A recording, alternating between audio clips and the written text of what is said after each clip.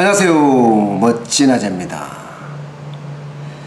지난달 취업자 증가 수가 고작 5,000명이었대요. 5,000명. 제자리라는 거죠. 제자리. 아니 뒤로 후퇴일 수도 있습니다. 그 지난해 같은 기간에 비해서 겨우 고작 5,000명 늘어났다는 겁니다. 이것은요, 글로벌 금융위기였던 2010년 이후에 8년 6개월 만에 최저 수준입니다. 업종별로 보면요, 제조업이 가장 많이 줄었어요. 12만 7천 명이나 줄었어요. 그 다음이 도소매, 음식, 숙박업이에요. 저같이 국밥집 하는 사람들, 여기에 8만 명이나 줄었습니다. 8만 명. 와, 엄청나게 줄었잖아요. 왜 이렇게 큰 폭으로 줄어들었을까요? 문재인 정부 출범 초기에 지난해 5월인가요? 37만 9천 명이었어요. 취업자 증가 수가. 그런데 5천 명까지 줄어드는 데는 어떤 이유가 있을까요, 도대체? 답은 간단합니다. 진짜 간단합니다. 최저임금을 급격하게 인상을 시켰고요. 근로시간 단축을 무리하게 앞당겼어요. 쉽게 말하면 이 정부의 경제정책에 큰 문제가 있다는 겁니다. 소득주도의 성장 정책, 공정경제, 혁신성장, 이 삼각틀이 사실상 취업자 증가수를 옥죄우고 있다, 이렇게 해도 과언이 아닙니다. 여러분도 모두 알다시피 우리나라는 자영업자 비중이 굉장히 큽니다. 전체 취업자 중에서 무려 25%를 차지합니다. 그런데 2년 동안 최저임금을 29.5% 올렸어요.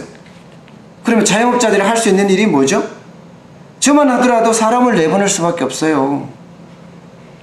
어느 곳에 29.5%가 오른 곳이 있겠습니까? 최저임금이 오르지 마라, 이건 아니에요. 올라야죠. 물가도 오르는데. 그러나 이렇게 급격하게 오르는 것은 아니다는 거예요. 그러다 보니까 진짜 아이러니컬하게도 문재인 정부의 가장 핵심 지지 기반이었던 서민이나 취약계층이 가장 큰 피해를 입고 있습니다. 그야말로 돌아서는 거죠. 뭐야? 이게 우리에게 희망을 주는 게 아니야?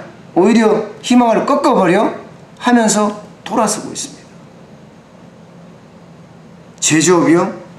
12만 7천 명이 줄어든 데는 이유가 있습니다. 조선, 엉망이죠. 자동차, 말도 못해요. 지금 최악의 실적을 기록하고 있어요. 그나마 수출 증가세는 유지하고 있는데, 이게 문제는 반도체, 석유화학, 이런 특정 업종에 몰려 있습니다. 중국이 반도체 굴기를 시작해서 나오는 시점에는 자칫하면 수출마저도 흔들릴 수 있는 데다가 중국과 미국의 무역 전쟁이 더 심화가 되면 우리 수출 전선에도 심각한 영향을 미칠 수가 있습니다. 근로시간 단축을 탄력적으로 운영해 달라고 하는 것도 여기에 그 이유가 있습니다.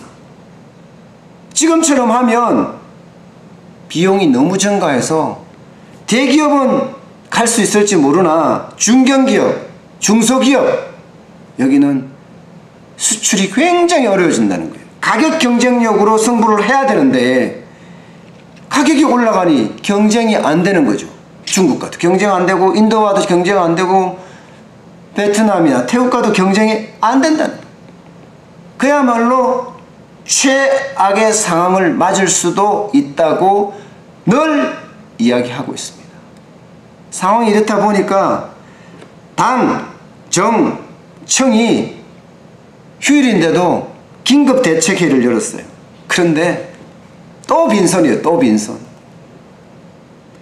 최저임금이나 근로시간에 대해서는 아무런 말도 없었어요. 그냥 가능한 모든 수단을 강구하겠다.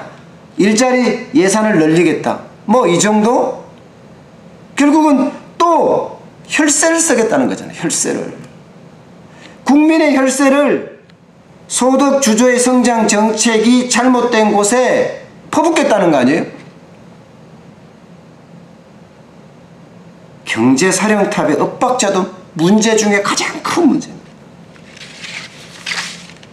아니 당정청 긴급대책회의를 뭐하러 합니까? 청와대와 기획재정부가 엇박자를 내는데 장하선 청와대 정책실장은요 기다려달라는 거예요.